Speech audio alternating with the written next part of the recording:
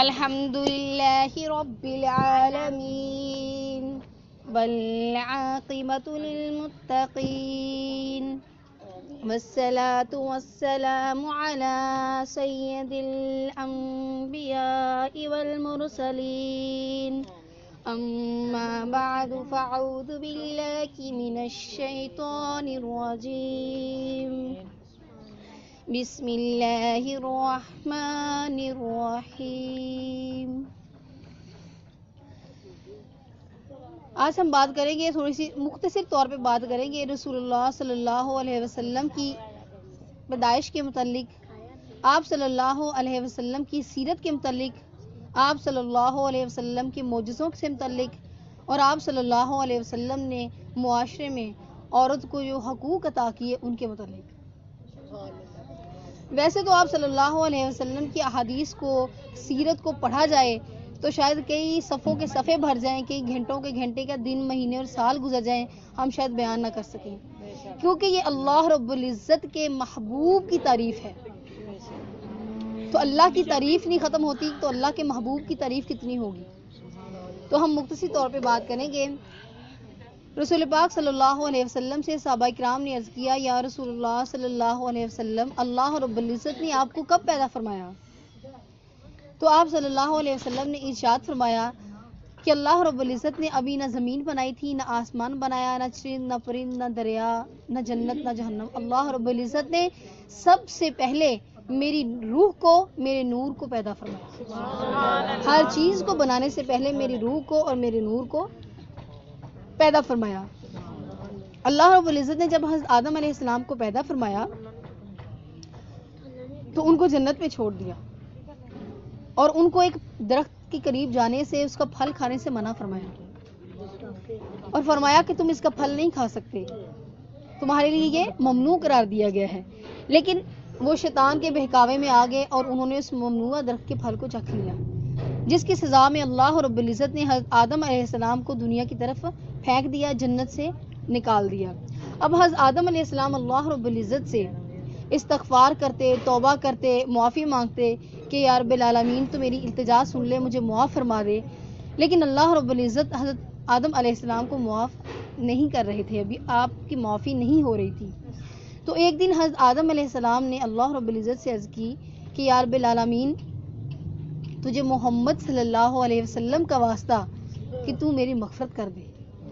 تو اس پر اللہ رب العزت نے حضرت آدم علیہ السلام سے سوال کیا کہ تو محمد کو کیسے جانتا ہے؟ تو محمد کو کیسے جانتا ہے؟ سب سے پہلے تو آدم علیہ السلام کو پیدا کیا گیا نا، تو ان سے پوچھا گیا کہ تو محمد کو کیسے جانتا ہے؟ تو آدم علیہ السلام نے کیا جواب دیا، ذرا توجہ سے سنیے گا۔ حضرت آدم علیہ السلام نے جواب دیا کہ یا رب العالمین جب تو نے مجھے پیدا کیا، کہ جب تو نے میرے اندر روح رکھی تو میں نے اپنی آنکھ کھولی تو میں نے عرشوں کے پائے پہ لکھا ہوا پڑھا لا الہ الا اللہ محمد رسول اللہ۔ تو اس وقت میں سمجھ گیا کہ جس نام کو اللہ نے اپنے نام کے ساتھ لکھا ہے وہ کوئی معمولی نام نہیں ہو سکتا، اس لیے میں نے اس نام کا واسطہ دے کے مغفرت مانگی ہے۔ تو اللہ رب العزت نے ارشاد فرمایا کہ اے آدم علیہ السلام میں نے تجھے اس کے صدقے بخشش عطا کی، یاد رکھنا اگر میں نے محمد کو پیدا نہ کرنا ہوتا تو میں یہ دنیا ہی نہ بناتا، میں کچھ بھی نہ بناتا۔ یہ ہے ہمارے نبی۔ اسی طرح سے حضرت فاطمہ بنت عبداللہ فرماتی ہیں کہ جب رسول پاک صلی اللہ علیہ وسلم کی پیدائش ہوئی تو خانہ کعبہ نور سے بھر گیا اور ستارے عرش سے زمین کے قریب آ گئے۔ فرماتی ہیں میں ڈر گئی کہیں مجھ پہ گرنا پڑے۔ یعنی جب ہمارے نبی پاک صلی اللہ علیہ وسلم پیدا ہوئے تو اللہ رب العزت کی طرف سے اس طرح کی چیزیں ہوئیں جو کہ دوسرے کسی بچے کی پیدائش پر نہیں ہوتی۔ جب رسول پاک صلی اللہ علیہ وسلم اس دنیا میں تشریف لے آئے، آپ صلی اللہ علیہ وسلم یتیم تھے۔ آپ صلی اللہ علیہ وسلم کے باپ آپ صلی اللہ علیہ وسلم کی پیدائش سے پہلے اس دنیا سے جا چکے تھے۔ اب عرب کا یہ رواج ہے کہ وہاں کی خواتین، اب کا نہیں پتہ پہلے تھا کہ وہاں جو خواتین جب بچے پیدا ہوتے ہیں تو ان خواتین کو جن کو دایا کہا جاتا ہے ان کو دے دیا جاتا ہے، اور وہ بچوں کو اپنے پاس لے جاتی ہیں، دودھ پلاتی ہیں، ان کی پرورش کرتی ہیں، اور اس کے بدلے میں ان کو اجرت ملتی ہے، پیسہ ملتا ہے، اور جب بچے کو واپس کر کے جاتی ہیں تھوڑا بڑا کر کے تو ان کو انعامات سے نوازا جاتا ہے۔ اس وقت جب بچے پیدا ہوئے تو وہاں پہ جتنی دائیاں کی ساری جو ہے وہ بھاگ پڑی مکہ کی طرف کہ رسول پاک صلی اللہ علیہ وسلم کے علاوہ اور بھی بہت سارے بچے پیدا ہوئے تھے. اب کسی کو یہ نہیں پتا تھا کہ آج اللہ کے حبیب بھی آئے. وہ تو آپ بچوں کے ساتھ جیسے بچے پیدا ہوئے اسی طرح سے انہوں نے سمجھا یہ بھی ایک بچہ ہوگا. لہٰذا جو بھی آتی آپ صلی اللہ علیہ وسلم کے گھر کے سامنے اور وہ یہی سوچ کے چلی جاتی اس بچے کا تو باپ ہی نہیں ہے, اس کو پالنے سے کیا ملے گی. حقیقت یہ نہیں تھی کہ وہ آ کر چلی جاتی, حقیقت یہ تھی کہ اللہ رب العزت ان کو اپنے محبوب کے لیے قبول ہی نہیں فرما رہے تھے. اللہ تعالیٰ نے ان کی قسمت میں اپنے محبوب کو دودھ پلانا یا اپنے محبوب کی پرورش کرنا لکھا ہی نہیں تھا. ان کے اللہ کی طرف سے قبولیت نہیں تھی, وہ آتی تھی اور چلی جاتی تھی, آتی تھی اور چلی جاتی تھی. کیا ہوا, اسی طرح سے آتی نہیں جاتی نہیں. حضرت حلیمہ جس دراز گوشت پہ سوار ہو کے آئی تھی وہ بہت آہستہ چلتا تھا, غریب عورت تھی. وہ جتنی خواتین سے ان سے آگے نکل گئی, آگے جا کے امیر کبیر لوگوں کے بچے لے لیے, رسول پاک صلی اللہ علیہ وسلم کو چھوڑ دیا, اور ادھر حضرت حلیمہ بیچاری پیچھے رہ گئی. جب یہ وہاں پہ پہنچی جا کے دیکھا کہ سارے امیروں کے بچے لے لیے, اپنے شوہر سے کہنے لگی میں ایسا کرتی ہوں میں اسی بچے کو لے جاتی ہوں, خالی جانے سے تو بہتر ہے. لہٰذا جب وہ گئیں جا کے رسول پاک صلی اللہ علیہ وسلم کو گود میں لیا. اللہ رب العزت کی طرف سے یہی قبولیت تھی کہ میرے محبوب کو یہی عورت پالے. باقی عورتوں کو یہ نصیب ہی نہ ہوا, وہ پیسہ دیکھتی رہ گئی, وہ امیر کبیر دیکھتی رہ گئی. جیسے ہی وہ لے کے نکلی فرماتی ہیں کہ جیسے ہی میں نے رسول پاک صلی اللہ علیہ وسلم کو سواری پہ سوار کیا, میں لے کے بیٹھی تو اتنی تیز میری سواری بھاگی, میں ان خواتین سے آگے نکل گئی وہ جو پہلے جا چکی تھی. پھر کہنے لگی اے حلیمہ یہ وہی تو ہے جس پہ تو آئی تھی, اب اس نے کیا کھا لیا جو اتنی تیز بھاگ رہا ہے. تو یہ رسول پاک صلی اللہ علیہ وسلم کی برکت اسی وقت سے کھلنا شروع ہو گئی.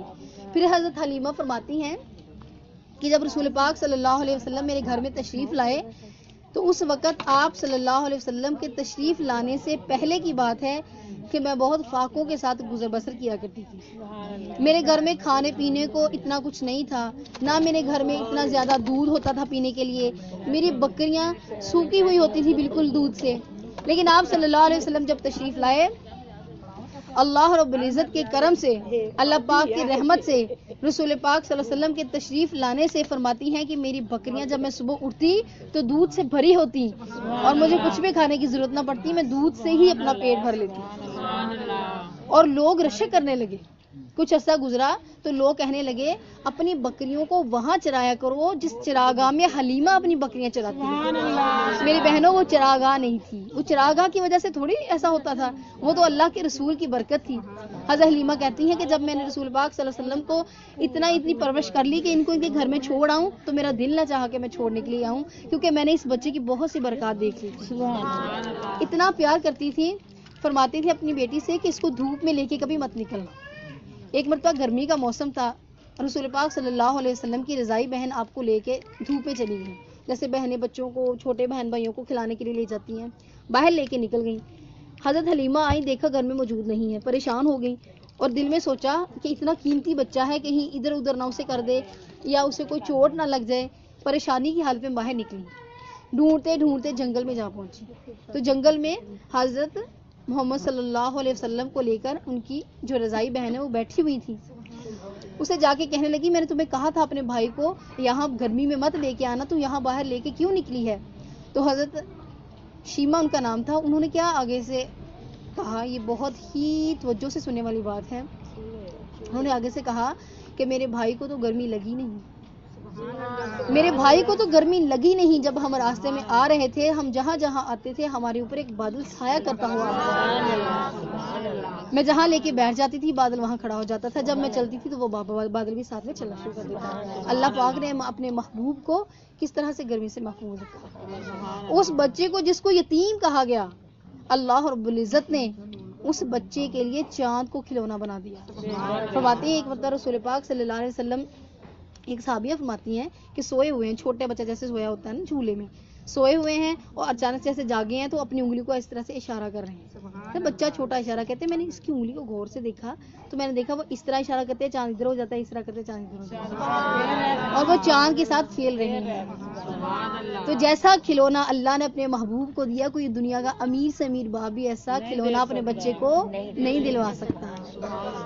یا اپنے محبوب کو بچپن میں ہی اللہ رب العزت نے سب سے جدا رکھا. اور ایسے ایسے کمالات دیکھنے میں آئے جو خواتین اس وقت تھیں وہ ساری کی ساری بیان کرتی ہیں. اسی طرح سے رسول پاک صلی اللہ علیہ وسلم کے اور بھی بہت سارے معجزات ہیں, ہم ان کے بارے میں بات کریں گے.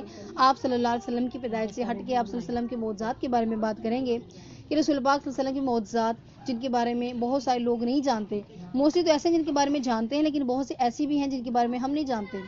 رسول پاک صلی اللہ علیہ وسلم کے ایک صحابی فرماتے ہیں کہ ایک مرتبہ عصر کا وقت تھا, نماز کا ٹائم ہو گیا, ہم سارے کے سارے وضو کے لیے پانی تلاش کرنے لگے. ہمارے پاس پانی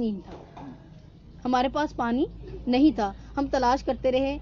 ہمارے پاس صرف اتنا پانی تھا کہ اس سے ایک پیالہ بھرا گیا, اور بہت سے وہاں پہ کوئی 60 سے 80 کے قریب صحابہ تھے جن صحابہ اکرام نے وضو کرنا تھا.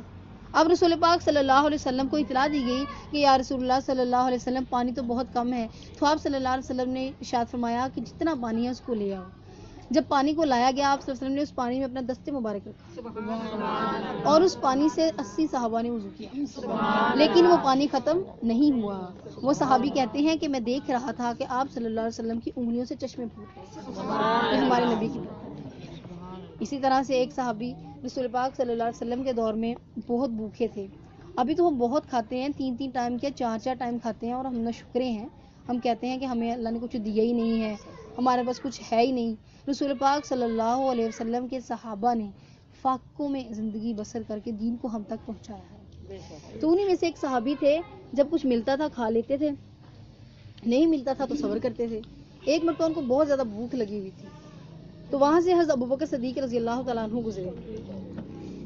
تو کہتے ہیں کہ میں ان کے ساتھ ہو لیا کہ ہو سکتا ہے یہ اپنے گھر کے سامنے پہنچ کے مجھے کہہ دیں کہ آؤ کچھ کھا لو اور میں کھا لوں. لیکن جب وہ ان کے گھر میں پہنچے, گھر کے سامنے سے پہنچے, تو انہوں نے ایسا کچھ نہیں کہا. ان کے گھر میں بھی کچھ نہیں تھا, انہوں نے اسے اندر آنے کا کہا ہی نہیں. وہ آگے چلے گئے, منہ بھی لٹکایا ہوا. آگے جب گئے تو رسول پاک صلی اللہ علیہ وسلم تشریف لا رہے تھے. اپنے امتی کو دیکھ کے پہچان گئے کہ یہ بھوکا ہے. تو پوچھتے ہیں کہ تمہیں بھوک لگی ہے تو آ جاؤ. تو وہ صحابی کہتے ہیں میں نے خدا کا شکر ادا کیا اور میں فوراً سے چلا گیا. تو آپ صلی اللہ علیہ وسلم نے ایک پیالہ دودھ کا نکالا اور رکھ دیا. میں اس کو دیکھ کے سوچنے لگا اس دودھ کے ایک پیالے سے میرا کیا بنے گا, اس دودھ کے ایک پیالے سے میرا کیا بنے گا. اب یہاں سے میں ایک اور بات بتاتی ہوں. پھر اسی وقت آپ صلی اللہ علیہ وسلم نے کہا کہ جاؤ کچھ اور بھی صحابی ہیں جو بھوکے ہیں, جنہوں نے کئی دن سے کچھ نہیں کھایا, تم ان کو بھی بلا لاؤ. اب دل میں کیا آیا کہ اس سے تو میرا نہیں پیٹ بھرے گا, اب اور صحابی آ جائیں گے تو میں کہاں جاؤں گا. لیکن ہمارے جیسا نہیں تھا نا. ادب و احترام کتنا تھا دین کا, اور نبی کا ادب و احترام اتنا تھا, فوراً سے سوال نہیں کیا. ہم ہوتے تو شاید پوچھ ہی لیتے, کہہ ہی دیتے کہ یہ تو میرے لیے ہی تھوڑا ہے, میں باقیوں کو کیا بلا کے لاؤں. آج کوئی دیندار بندہ بھی کوئی بات کر دیتا ہے نا, تو ہم فوراً سے بات پہلے بعد میں منہ سے نکلتی ہے اس کو پہلے اچک لیتے ہیں. ہم کہتے ہیں تم غلط کہہ رہے ہو, اس کی پوری بات سنے بغیر ہی کہہ دیتے ہیں تم غلط کہہ رہے ہو. دیکھیں ہمارے صحابہ کے اندر کتنا صبر تھا, جو کہا جاتا تھا وہ کر کے پھر اس کی برکات حاصل کرتے تھے. لیکن آج ہم سننا ہی نہیں چاہتے, پوری بات سننا بھی پسند نہیں کرتے, عمل تو بڑی دور کی بات ہے. پھر جب ان سے کہا گیا کہ آپ دوسرے صحابہ کو بلا کے لاؤ, نبی کا فرمان تھا, چلے گئے, جا کے بلا کے لے آئے, اور دل میں سوچنے لگے اب کہیں مجھے ہی نہ کہہ دیں کہ ان کو پلاؤ. تو اسی وقت رسول پاک صلی اللہ علیہ وسلم نے ارشاد فرمایا کہ یہ دودھ ان کو پلاؤ. سبحان اللہ. جب یہ کہا تو ان کا منہ اور بھی لٹک گیا کہ یہ تو سارے پی جائیں گے, میں تو پھر رہ جاؤں گا. لیکن صبر کیا کیا, صبر کیا اور اس پیالوں کو پلانا شروع کر دیا. فرماتے ہیں کہ میں پلاتا گیا, سب نے پی لیا, لیکن وہ پیالہ ختم نہیں ہوا. پھر آخر میں رسول پاک صلی اللہ علیہ وسلم اور وہ صحابی بچ گئے, تو فرمانے لگے رسول پاک صلی اللہ علیہ وسلم لو اب تم پیو. تو فرماتے ہیں میں نے پیٹ بھر کے پیا, لیکن دودھ پھر بھی ختم نہیں ہوا. اور سب سے آخر میں نبی کریم صلی اللہ علیہ وسلم نے اس دودھ کو پیا. اور آج ہم کیا کہتے ہیں, یہ گلاس فلاں کا جھوٹا ہے, یہ فلاں کا جھوٹا ہے, ہم نے نہیں پینا. فلاں کے جھوٹے گلاس میں ہم نے نہیں پینا. ہمارے نبی سے بڑی ہستی کون تھی؟ سارے صحابہ نے پیا, اس کے بعد ہمارے نبی نے پیا. اسی طرح سے ایک عورت تھی, صحابیہ تھی, رسول پاک صلی اللہ علیہ وسلم کے پاس ہدیے میں گھی بھیجا کرتی تھی. آپ صلی اللہ علیہ وسلم کے پاس جس برتن میں گھی بھیجا کرتی تھی اس برتن کو اس طرح گھر لے جا کے رکھ دیا کرتی تھی. جب ان کو گھی کی ضرورت پڑتی اس برتن میں سے نکال کے استعمال کر لیتی. فرماتی ہیں میں ایک عرصے تک استعمال کرتی رہی, گھی ختم نہیں ہوا. پھر استعمال کرتی رہی، گھی ختم نہیں ہوا. ایک دن سوچا کہ اب تو ختم ہونے کے قریب پہنچ گیا ہوگا، فوراً سے اس برتن کو کھول کے اس میں سے سارے کا سارا گھی نچوڑ لیا. اس کے بعد دوبارہ جب استعمال کرنا چاہا تو اس میں سے گھی نہ نکلا. وہ رسول پاک صلی اللہ علیہ وسلم کے پاس چلی گئیں، ان سے جا کے عرض کیا کہ یا رسول اللہ صلی اللہ علیہ وسلم اس طرح ہوا. تو آپ صلی اللہ علیہ وسلم نے ارشاد فرمایا کہ تم اگر اس کو نچوڑتی نا تو وہ ساری عمر اسی طرح کا اس برتن سے اسی طرح گھی نکلتا رہتا اور تم استعمال کرتی رہتی. تم نے اس کو کھول دیا، تم نے اس کو نچوڑ دیا، تم نے اس رات سے پردہ اٹھا دیا، تو اب یہ تمہیں گھی وہاں سے نہیں ملے. تو یہ سارے معجزے ہمارے نبی کریم صلی اللہ علیہ وسلم